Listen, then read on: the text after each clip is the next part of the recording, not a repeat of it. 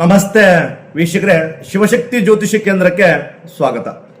ವೀಕ್ಷಕರೇ, ನಿಮ್ಮ ದಾಂಪತ್ಯ ಜೀವನದಲ್ಲಿ ತುಂಬಾ ಕಿರಿಕಿರಿ, ಮನಸ್ತಾಪಗಳು, ಕಲಹ, ವೈಮನಸ್ಸುಗಳು, ಸಣ್ಣ ಪುಟ್ಟ ವಿಚಾರಕ್ಕೂ ಅನುಮಾನ, ಕಿರಿಕಿರಿ, ತೊಂದರೆಗಳಾಗ್ತವೆ.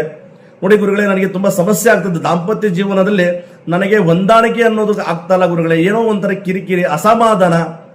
ನನಗೆ ಇಲ್ಲಿ ಏನಾಗ್ತದೆ ಅಂದ್ರೆ ಕೋರ್ಟ್ ಕಚೇರಿಗಳ ಡೈವರ್ಸ್ ಗಂಟ ಹೋಗ್ತದೆ ಗುರುಗಳೇ. ನನಗೆ ಅದಕ್ಕೆ ಪರಿಹಾರ ಬೇಕು. ನನ್ನ ದಾಂಪತ್ಯ ಜೀವನ ಸುಖ ಜೀವನ ಆಗಬೇಕು, ಅದಕ್ಕೆ ಪರಿಹಾರ ತಿಳಿಸಿ ಅಂತ ಕೇಳಿದ್ರಲ್ಲ. ಹಾಗಿದ್ರೆ ವೀಕ್ಷಕರೇ, ಬುಧವಾರ ಸಂಜೆ ಹೊತ್ತು ಏನ್ ಮಾಡ್ಬೇಕಪ್ಪ ಅಂತಂದ್ರೆ 2 ಲವಂಗವನ್ನ ತಗೊಳ್ಳಿ ಮತ್ತು ಅರಿಶಿನ ಕುಂಕುಮವನ್ನ ತಗೊಂಡು ಏನ್ ಮಾಡ್ಬೇಕಪ್ಪ ಅಂತಂದ್ರೆ ನಿಮ್ಮ ಎಡಗೈಲಿ ಹಾಕೊಳ್ಳಿ.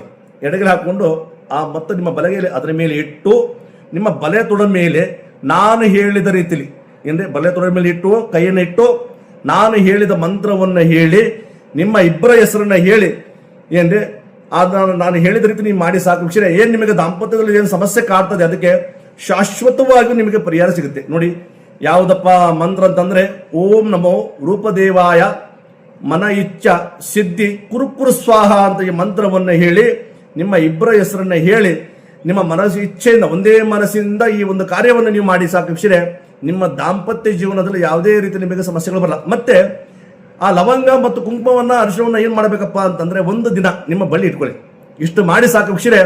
ಏನ್ ನಿಮಗೆ ದಾಂಪತ್ಯದಲ್ಲಿ ಜೀವನದಲ್ಲಿ ಏನ್ ಕಲಹ ವೈಮನಸ್ಸುಗಳು ಕಾಡ್ತದೆ ಅದಕ್ಕೆ ಶಾಶ್ವತವಾಗಿ ನಿಮಗೆ ಪರಿಹಾರ ಸಿಗುತ್ತೆ ವೀಕ್ಷಕರೇ. ಇದು ನಿಮ್ಮ ಸ್ನೇಹಿತರಿಗೂ ತಿಳಿಸಿ, ಕಮೆಂಟ್ ಮಾಡಿ, ಲೈಕ್ ಮಾಡಿ. ನಮಸ್ತೆ.